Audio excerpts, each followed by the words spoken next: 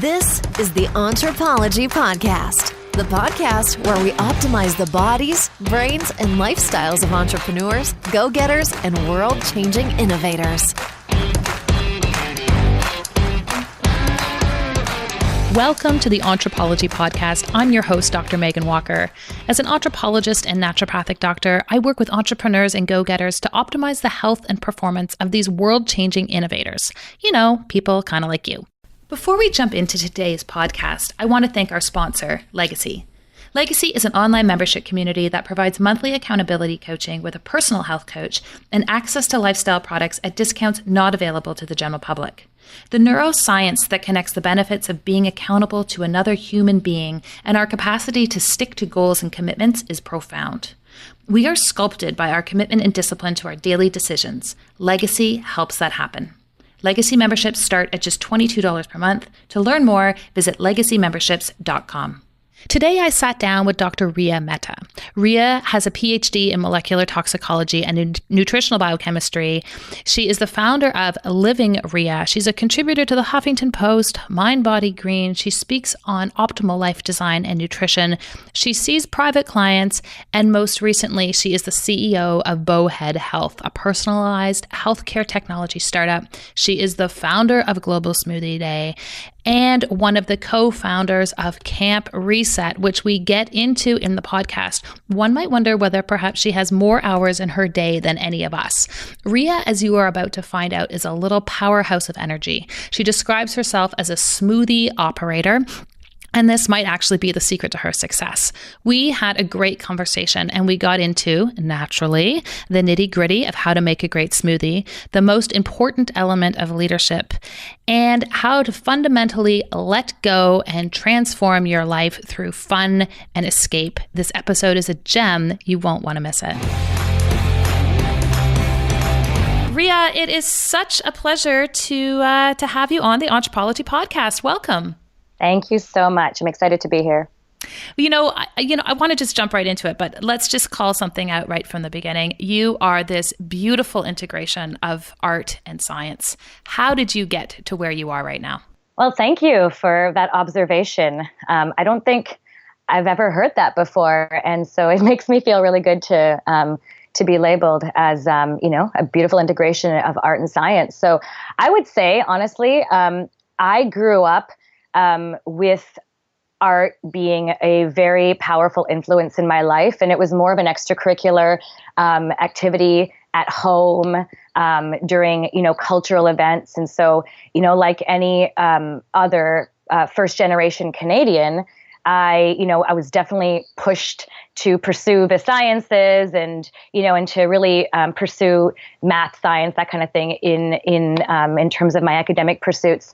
But singing was, and fashion and color and expression was always sort of part of my childhood. I never really clued in until I would say a number of years ago. I would say in 2013, I just went on this self-discovery journey, and that was triggered by a number of life events. My father passed away. I finished my PhD. A number of things. I started meditating, but I started to find my voice. And one thing I would say is, as I started to find my voice and start to express myself, I started to just care less what people thought of me. And as that sort of started to happen, I just sort of, started to connect with this, this new side of me. And that was someone who wore really bright colors and massive earrings. And, I cut my hair and did like a sort of an asymmetrical bob. And people were just kind of like, whoa, where did she come from? And where did Rhea come from? And I think it was just really, it's just a part of me. And I started to honor my truth and really just care less about judgment from others.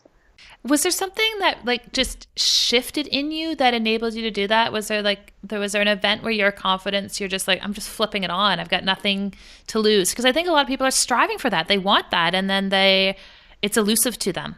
Yeah. So 2013 was sort of this, really big year for me. And, for a lot of people, it's usually triggered by some kind of massive life event. And for me, besides having my own sort of health issue that, kind of changed direction in my life, I would say my father's passing really just sort of broke me. And, in that moment, I was just so vulnerable and raw, and I had to sort of, pick up my life and pick up the pieces. And so I would say, like, it was that vulnerability. And I think a lot of people can get there in different ways.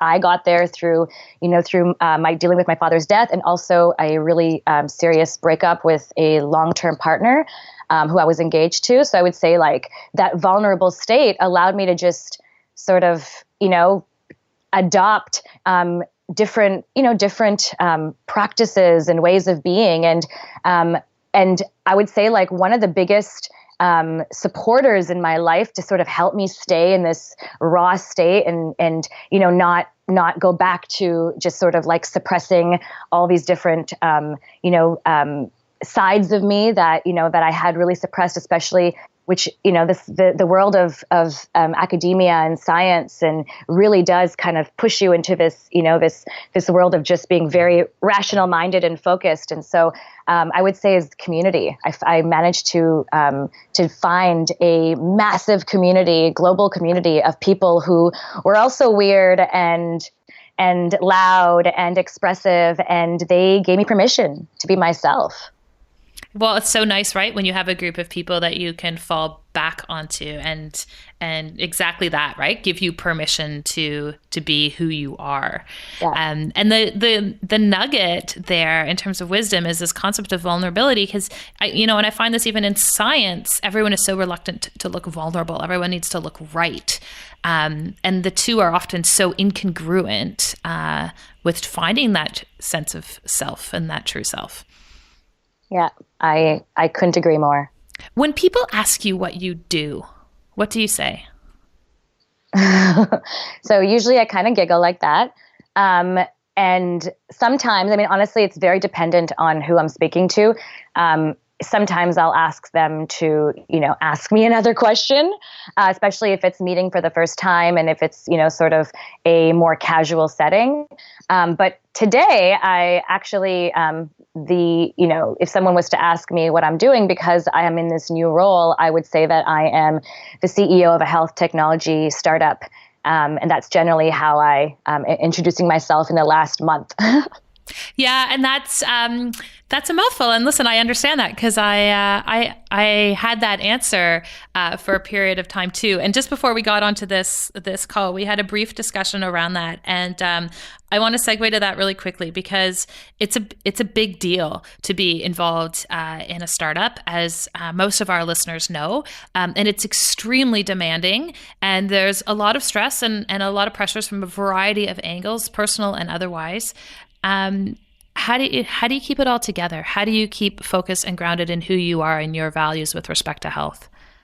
Well, obviously I'm still learning, and I'm still quite fresh in the CEO role, but things are quite intense already. And I would say what's really keeping me rooted, and that word grounding or rooting, that's sort of like my daily mantra. So I do what I can every morning to find my grounding, to, reconnect to earth, because it's so easy to just like live in the clouds when, you're doing like a million different things. And also there's so many pressures around fundraising and business development. So I would say my meditation practice and I'm working on a different kind of meditation practice right now. I'm doing an awareness meditation. So it really helps me sort of move behind my thoughts. And that is something that, is sort of my saving grace right now. And, beyond my meditation practice, I'm just making time in my calendar. I have dedicated self-care time in my calendar. And, and if I really have to compromise and cut some of it, I will, but I'll have to go through that conversation with myself and, and then find another place to put it in there. And that might mean having to cut, perhaps like a social event with a friend or, with another, like another networking event. But it's really crucial to have that self-care built into my schedule.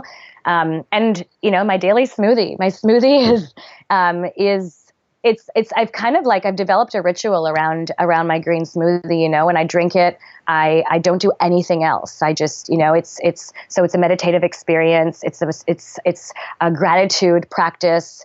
It's really become this powerful force in my life that it just helps me remember why I'm here, and, you know, and just to be grateful every day. Yeah, okay. And I saw you make that segue there and pull out the smoothie. It's almost like this is like a life passion of yours. You know, you are a molecular toxicologist and a nutritional biochemist. And at the end of the day, I feel like you are also a smoothie scientist. What makes the perfect smoothie, scientifically speaking? So yes, I like to call myself a smoothie operator. And I would say, honestly, you know, unfortunately, there isn't, you know, a lot of science in terms of, you know, like if you looked on PubMed, you wouldn't find like clinical trials on smoothie consumption. And, you know, I've really scanned the internet and, you know, talked to a number of nutritional scientists about this. But I would say, in terms of the key components of a smoothie, because, you know, you could go to McDonald's and get a smoothie, or Wendy's, and it's really important to you know, to think about what's the makeup of the smoothie. So in terms of the makeup or the formula, I would say 60% of that smoothie should contain greens, dark leafy greens, you know, your kales, your spinach, your bok choy, fennel, Brussels sprouts, any green that you can really think of should, you know, encompass that 60%. And that, you know, and greens not only contain micronutrients, minerals, and vitamins, but they also contain fiber. And that's, you know, that's a crucial ingredient to, you know, smoothies to support gut health. And I would say the other 20% should include healthy fats, so things like avocado, coconut, you know, flax, chia, hemp, and then the other component is protein. So I like to use fermented vegan protein just because it's, you know, it's accessible to everyone. It's most often digestible by most people as well. And then the other 20% fruit. So I like to use antioxidant-rich fruit and also fruit with a low glycemic load or index. So things like blueberries or green apples. But, you know, I would say because there are no sort of, you know, clinical trials behind a smoothie, I would say just make sure that it's super high in nutrition in you know, in terms of your macronutrients, your fats, your proteins, your fiber, and then also your looking at the micronutrients, your vitamins, your minerals, your antioxidants, your polyphenols, and also just making sure that it's not causing a spike in blood sugar. So if you drink a smoothie and you feel low energy after, well, you've probably added too much fruit. So, you know, your smoothie should really be your energetic boost of the day. Yeah, and I hear people say this in my practice all the time, right? They're like, oh, I'm having a smoothie. It's got bananas and strawberries and honey and sweetened almond milk. And it's sugar. It's sugar. Like there's right and wrong ways to do a smoothie. Do you have 5 specific secret smoothie ingredients that you have in your cupboard and that insiders might also want to have in their cupboard? Ooh, well, okay, so I would say, and I kind of shared like the breakdown of a smoothie in terms of the key sort of components. So, you know, to fall into those categories, I would say in the micronutrient sort of mineral vitamin category, I would say one of the powerhouses is, and I'm sure you're familiar with this, is spirulina or chlorella. So, you know, single or blue-green algae. And, you know, it's just a powerhouse in terms of the number of minerals. And we don't get enough greens in our day. So it's just a powerful way to, you know, to take in those nutrients. So I would say spirulina or chlorella. And I would also add an antioxidant. And so one of my favorite antioxidants is camu camu. It's a Peruvian fruit, and it's a dried powder that you can keep in your cupboard. And it's very high in vitamin C. So I would say camu camu, spirulina, and I would also include a stress balancer, a reducer. And the one that has the most scientific evidence is rhodiola. So there's a lot of other ones that sort of fit in this sort of adaptogenic stress-reducing category, but rhodiola, you could buy it as a powder. So all of these 3 you can buy as powders. You can store in your cupboard, no problem. And then I would throw in, I mentioned protein and healthy fat, because a lot of people make a smoothie, but they forget about those key components that will give you that, sustained energy. So I would say a protein, I mentioned a fermented vegan protein. So, something that has maybe like some pea protein or other, hemp. Hemp is another really great protein. Brown rice, sprouted protein. So that all kind of fits in the protein category. And you can easily keep that in your cupboard as well. And then in terms of fat, I would say, my favorite fat, which I wouldn't keep in my cupboard, I would probably keep in my fridge or counter, is avocado. So I always, would include a healthy fat like avocado, but otherwise coconut flakes, coconut butter, or avocado oil or flax oil. I would say those are sort of, those are my 5 superpower ingredients in the smoothie. I love those. And I noticed at the grocery store even the other day that you can now get frozen coconut to add to smoothies, and packaged organic kale, and like it's easier to build these really incredible starts to the day. Do you drink one every day? I do. I drink one every single day when I'm traveling. I either bring a blender with me, or I'll contact the Airbnb host and request a blender. I love it. But yeah, you're staying true to this discipline, right? That is nourishing your body. What about those people who are like, I've had enough of the smoothie. Like I need a smoothie sabbatical, or it's the middle of a cold winter. We're in Canada right now, and today's a cold day. Yesterday was a hot day. A lot of times when it's cooler, people don't want to eat cooler foods. Do you have an alternative, or do you have a warm smoothie? Yeah, so I would say, yes, I have a warm smoothie. I think that, a smoothie is really just a number of blended, nutrient-dense foods. So you could easily steam vegetables and make a soup.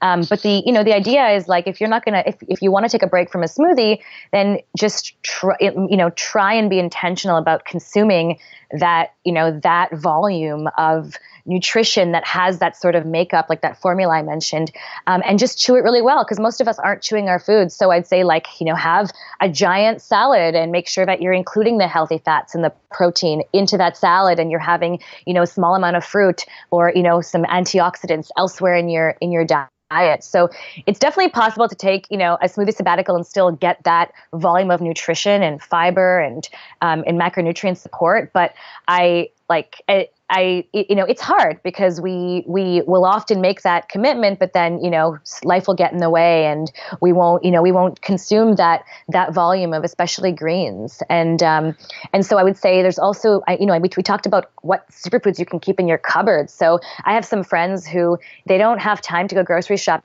so they just buy a bunch of these powdered superfoods that contain these, multivitamins and minerals, and they just make a shake with the protein, with the healthy fats, and they just they add a bit of coconut oil, they throw in some protein powder, and they just add a bunch of powders. So you can still kind of play around with it. That would be more room temperature.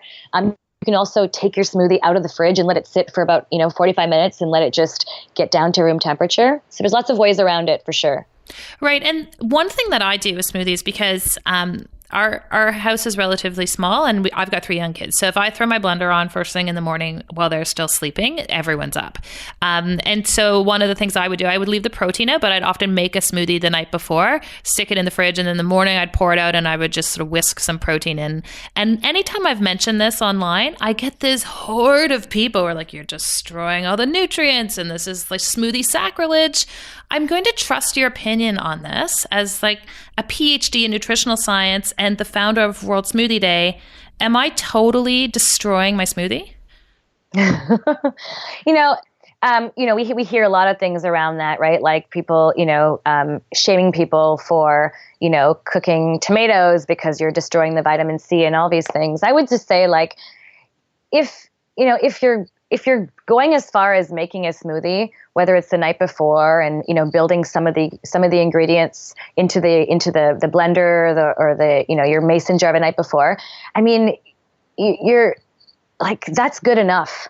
And if you happen to destroy even like 10 to 20% of the nutrition, you're still probably getting more nutrition in your day than the average person. So, if we were to go into a lab and to assess, 5 different ways of making a smoothie, we'd probably get a lot of data. And, and I wish that study existed, and maybe I will, conduct that study one day. But I would just say, like, let's just get this amount of nutrition. And if you really do feel high energy and great in your body and grounded, then you probably won't even think about those other sort of nice to haves. They're just a waste of time to think about. Yeah, and you just reach a point where you can't live in a bubble, right?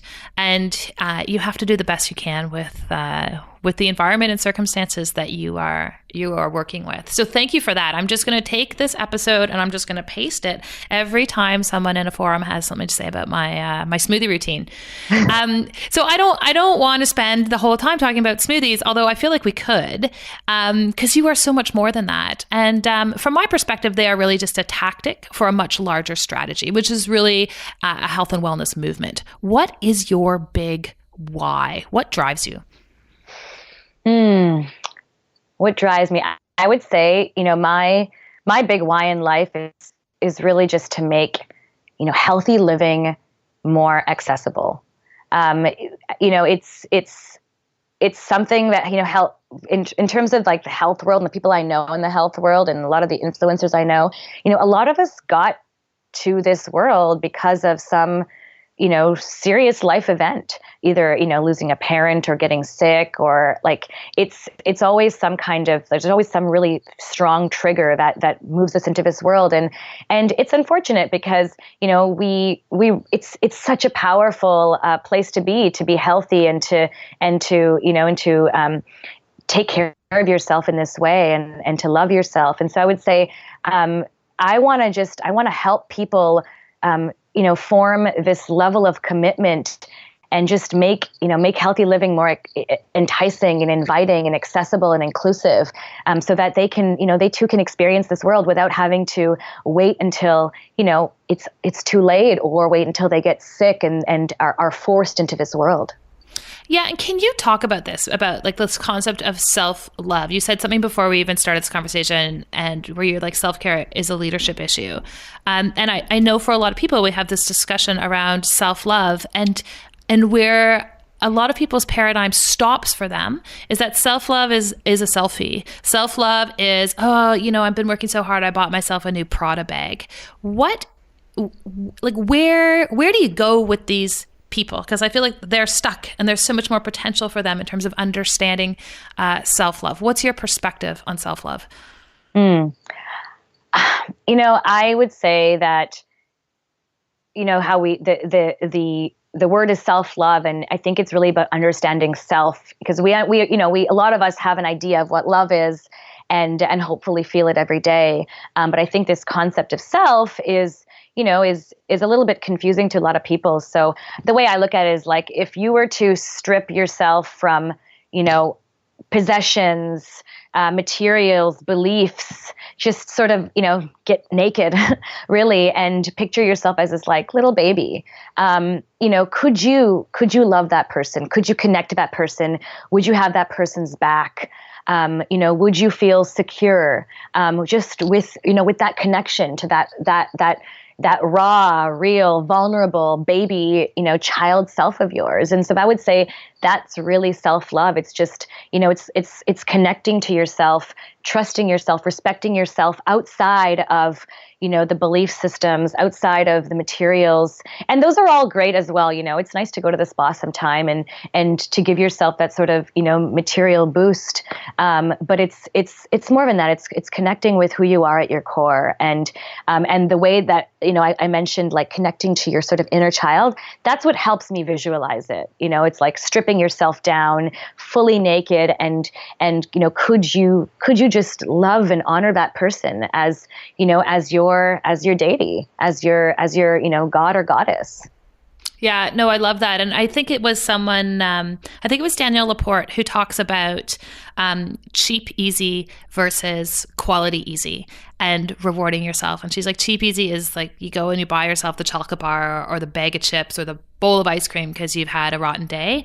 And the quality easy, and by easy, she's talking about access to emotions, is like you go home and you like stop at the gym on the way and like you genuinely get back to yourself because you feel like you're in a place of deficit. And I feel like that's exactly what you're talking about. And when you were talking about rewinding and connecting, it reminded me of another initiative that you are involved in, which is Camp Reset. And I want to talk about this for two reasons. One, I love this idea of bringing people back to a place of childhood that was sort of, you know, there was reckless abandon, there was new experiences, there was no technology, and this concept of connectivity, which I feel like is sort of a pervasive theme throughout your life and your initiatives and the things that you're involved in. What is Camp Reset, and why do I want to go to it? Well, Camp Reset is so it's an initiative that I co-founded with 7 other Toronto community builders, and it's essentially a 4-day retreat that sort of takes you on this journey of, like you said, reconnecting with your childlike self before you became sort of a victim to a lot of the pressures of teenagehood and adulthood. And so it's are the principles of Camp Reset are, play, connection, transformation, and that's sort of our mantra. And when you go to Camp Reset, we take away your technology on the first day. We actually have a ceremony, so it's no tech. We request for everyone to come up with their own name, separate from their real name, so no real names, and no work talk, and I would say like and so Camp Reset attracts people from all walks of life, all demographics, a lot of artists, entrepreneurs, change makers, parents, and I would say like the main sort of like ingredient of Camp Reset is to challenge you to do things that are outside of your comfort zone. So it's, for everyone, it's like a choose your own adventure. Everyone will sort of, find that in their own way, but it pushes you to think in a different way, or to, move in a different way, or to, play in a different way. And when you take away this like work talking about, what you do, this adult talk, you get to explore other sides of you that have been suppressed. So when you asked me earlier about, my, integration of art and science, a lot of, the artist side of me, the creative side of me has actually, even as a co-founder, but as a participant as well, has come out through the Camp Reset community, because we really, challenge people to do things like they did when they were kids. So, if you were like, imagine your 8-year-old self, what did you do? You probably colored, and you probably, moved and danced freely, and also expressed your frustrations and cried and screamed. So we create like this beautiful experience. We like to call ourselves experience designers, because we put a lot of thought into the experience arc of Camp Reset, so that you can go through all the sort of stages of emotion and feeling as if you were a child. Yeah, I love that. And I think we're just so disassociated from that as adults, and we identify with what our job title is, not who we are as people. And it's actually so rare that we get the opportunity to engage on that level. For those who can't make it to camp, what are the essential ingredients for an intentional reset? So say, for example, someone was taking a long weekend to just reconnect, or you had, a couple going away and they're like, okay, let's just make this about resetting. What do they need to keep in mind to really make that effective? Well, I think you touched on it by saying going away. So I think, leaving the comfort of your own home, going into nature. Camp Reset takes place in the Toronto area, but outside in nature, in this beautiful, bed of Mother Earth. So I would say, like, get out, go into nature, turn off your phone, all your technology, or leave it at home. And then just sort of like think about all of your passions and interests that, that you have, or even just picture yourself as the younger you, and bring some of that with you on your trip. So whether it's like a coloring book, or like even stuffed animals, or, or music, or any sort of project that brings out sort of more of your creative side, or challenge yourself. So if it's, going on a crazy long hike, or, a bike ride, or something that's really pushing yourself out of your comfort zone. And, it could be like building your own fire. It could be, just sort of like, even reading and talking about, some really interesting subjects, and not, again, not talking about work. And I would say, going with people. So, you could go on a solo journey, and that's beautiful. But part of Camp Reset, I mentioned, is, our mantra, our objectives are play, connection, and transformation. So, while everyone sort of has their own transformative journey, and that speaks to them, and it speaks to different people in different ways. But I would say connection is really important. So you can have your own solo self-love sort of connection journey, but it's also important to connect with other people and have them, be mirrors for you. Right, which is really what community does, right? Is having access to that, and where it's all founded in integrity, you get all of this incredible feedback and opportunity to learn about yourself. Absolutely. Have you always wanted to be an entrepreneur? No. I would say what really enticed me about entrepreneurship and just sort of doing your own thing is really the freedom. I developed a set of values, and I became very much committed to expressing those values in everything I did in life, from professional and personal pursuits. And so, at the time that I decided in adulthood to go and sort of pursue entrepreneurship after my PhD, after a couple of jobs, I didn't feel like what I was doing was aligned with these new values that I felt so strongly about. So I would say I'm in the place in my life where entrepreneurship just makes the most sense, because I feel like I have the capacity now to create, to like actually create a project and build a team and empower that team to move forward and to scale. But I would say, like, if maybe down the road I might meet a team that's already in existence that has an incredible set of values that I feel aligned with, and if I feel strongly about going back into the workforce because I believe in that team's mission, I wouldn't be opposed to it. I'd be very open to it. I like that. Your values are your compass. Mm-hmm. How would you define health? It's really funny because we don't really have this like health index or score.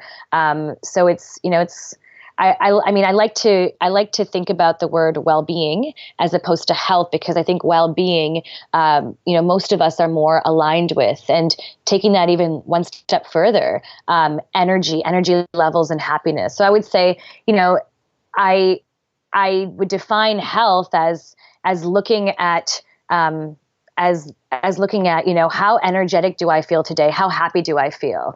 And, and personally, I would say, when I think about health, there's only one sort of way that I think about health, and that's, being optimally healthy. So that's like, turning the dial up in all the systems in my body and my life, and making sure that I'm functioning optimally in every single thing that I do. And I know that that's obviously very subjective, and that's my own experience, but that's how I look at health. So if I'm thinking about health, I'm thinking, well, I always put the word optimal in front of it. And I think for a lot of people, I use the word energy levels and happiness because I think those are words that we can easily, relate to. And so, that's really how I define health. And I'm sitting here smiling because I had a patient in the other day, and she said, well, how do you define health? And I said, well, health is really ultimately, and I always talk about optimization just by nature of what I do, but I was like, health happens when you're happy. And she looked at me and she's like, do people really feel that way? And I was sad for her, but at the same time, I was like, okay, we have such good work to do together, because at the end of the day, it's a metric related to quality of life, and throwing happiness into the mix with respect to health is a whole new standard with respect to how we look at health. We are always told, a clean bill of health means you're told you are fine, and I think for people like you and I, fine is sort of the antithesis of how we want to live our lives. So I fully appreciate your perspective there, and I love it because it's so important and so insightful and so beyond where people have been trained to think about their health.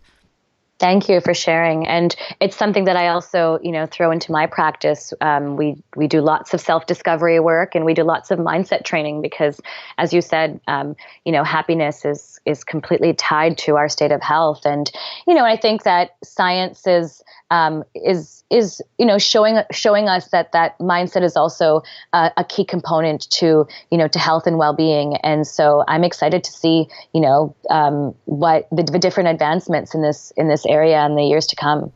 What's the process that you take people through when they're working with you as clients? I have sort of a 4-step process. The first step is self-discovery. So it's really just, painting a picture of your sacred self. So many of us have idols and gurus and teachers, and my intention is to really help my clients paint a picture where they are their own, guru, teacher, deity. And so that's really step one. It's like discover who you are from your best version. And that's really important because everything else we do in the program, sort of comes back to that picture that you painted about yourself. And that's, really identifying your goals and your intentions and just understanding, where you want to be 1 month from now, 3 months, 5 years, 10 years down the road, and also understanding what your big why is, because it's very aligned with your health. Step 2 is ritual and routine. So we start to build our strategy towards healthy living, because there's only so much information that we can take before we sort of just, don't do anything. And so we start to build a strategy in place, in our calendar. We really carve out the time in our day. I like to, call it ceremonies. We have our sun ceremony and our moon ceremony and all the other sort of in-between spaces in our day. And we start to fill the calendar and figure out how we're going to, place these practices, these rituals into our routine. And I have a journal that I get all my clients to use. It's a self-care tracker, and it tracks, all your physical stuff, your mental stuff, your emotional stuff. So everything is organized into this journal. And my clients who use it, generally accelerate much faster on their journey because they're tracking and they're looking at, looking at patterns, and I'm looking at it as well. So it's much easier for us to investigate together. And then step 3 is detoxification. So it's really just looking at all the inflammatory triggers in your life, not just in your diet, but in your relationships and, with work, in your home. So it's just taking an inventory of, all the inflammatory triggers and then doing what you can to remove them, whatever it is, one by one, or, in maybe 5 at a time, and committing to it. So actually, committing to, maybe it's a detox of sorts, but some form of a commitment towards starting to remove those triggers, or at least acknowledge them and state your intention to, release them at some point. Because a lot of them are out of our control, but there's so many of these triggers that are actually within our control to remove.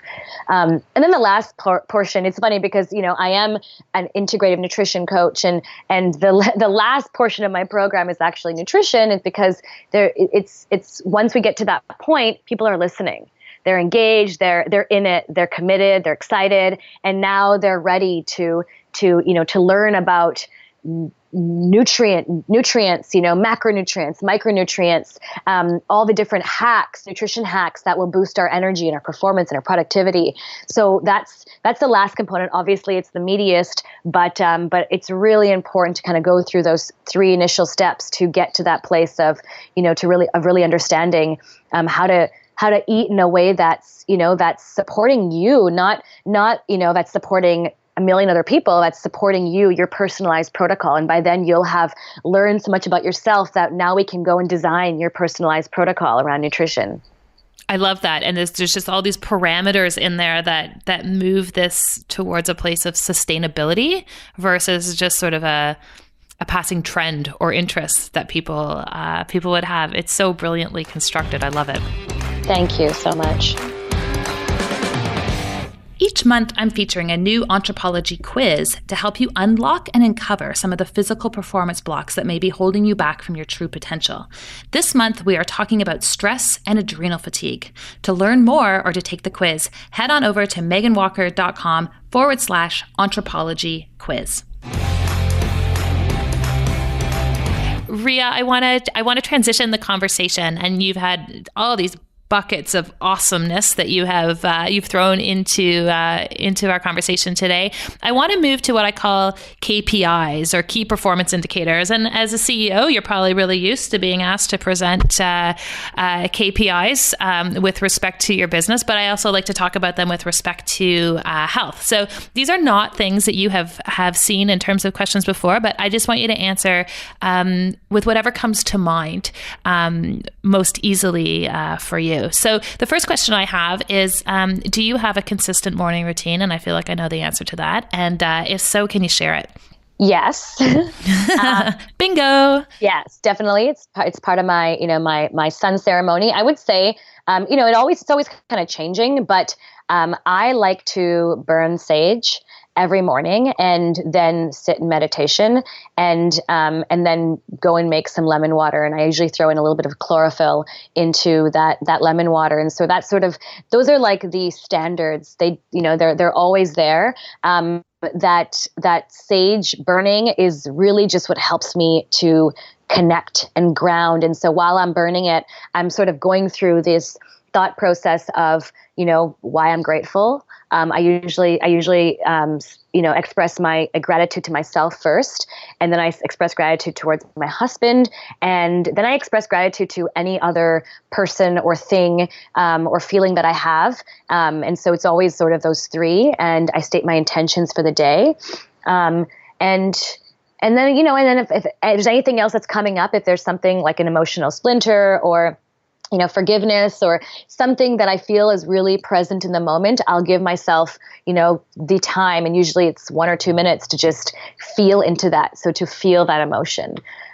So that's sort of, so that sage practice for me is like this beautiful emotional healing practice that I do. And those are non-negotiables. I love that. It's beautiful. Fiction or nonfiction? If you asked me 6 months ago, I would say nonfiction, but in recent days, I would say fiction. And what are you reading right now? I just finished reading this book called All the Light We Cannot See. Not sure if you've heard about it, but it takes place during World War II, and it's just like a really beautiful story about two different sides of experiencing what was happening in Germany and also what was happening in France during World War II. So it's a story, but it really allowed you to go back into that time, and it's a really important time for us to remember and feel into. Yeah, it's on my bedside table right now, but I haven't started it. So this is going to be a good call to action. Yeah. Hot beverage of choice, and how do you prepare it? Turmeric latte. The way I prepare it, I add I would say about 1.5 tablespoons of, so I do this all in my blender. While I'm boiling water, to my blender, I add about 1.5 tablespoons of turmeric powder. And then I add a bunch of black pepper because that supports the absorption of turmeric. So I'll usually add maybe about 1/2 teaspoon of black pepper. And then I'll add a sprinkle of sea salt, cayenne pepper, and cinnamon. And I'll usually I'll usually have some nut milk already prepared or purchased. And so I'll add coconut milk or something unsweetened, non-dairy. And then I'll add stevia because I like for it to have a bit of a sweetness. And so when the water's boiled, I'll just add that to the blender. I would probably add about 2 cups of hot water. And blending it, I mean, you could do it on the stove, but it'll take a little bit longer, and blending it just makes it a little frothy. And so that's my favorite hot drink. That sounds amazing. What do you do for fun? Lots of things. I would say I dance. I mean, I dance to Caribbean music. So Caribbean music gets your hips in motion. And it's just when I'm dancing to that music, I'm also a facilitator. So I'm also a teacher. And I became a teacher just to give me an excuse to dance to that music more often. But it's very soulful. So it just, we talked about self-love earlier. It just brings out my, my love for myself in life. I love it. Entrepreneurism. Are we born this way, or do we learn to become entrepreneurs? I'm going to say that we can learn to become entrepreneurs. Dr. Rhea, you are full of wisdom. I could sit here with you all day. Thank you so much. It's been a pleasure connecting with you in this way. How can people find out more about what you are up to? And I feel like this is going to be a long list because you are changing the world through so many different vantage points right now. Thank you. So I would say Living Rhea, living, Living, Rhea, my name, RHEA.com, is sort of, is the meeting place of all of my initiatives, and as well as my coaching and my thoughts and insights. So livingrhea.com will take you then to, from Living Rhea, you can get to Camp Reset. You can get to Global Smoothie Day. You can get to the Changemaker Formula, which is one of my, sort of very inclusive self-care initiatives. And obviously my new company, Bowhead Health. We haven't launched yet, but if you want to follow along there, you can also check us out there. You are just such a gem. I was going to say I can't wait to get together with you, but I feel like with this list of things you're involved in, I'm just like, it's going to be a while before we have the chance to sit down again. So thank you for taking the time to share with all of us. It has honestly been a really awesome conversation with so many incredible nuggets of wisdom. Thank you so much. I'm grateful to be able to share and to, like I said, connect with you in this way. I'm very fond of you. Well, thank you. You're so sweet, and have an amazing day. Thank you. If you enjoyed our conversation and would like to hear more, head on over to Stitcher or iTunes and subscribe to the Entrepology podcast. We would also really appreciate a quick review. When people have their health, they can change the world. Let us keep you healthy and you go change the world.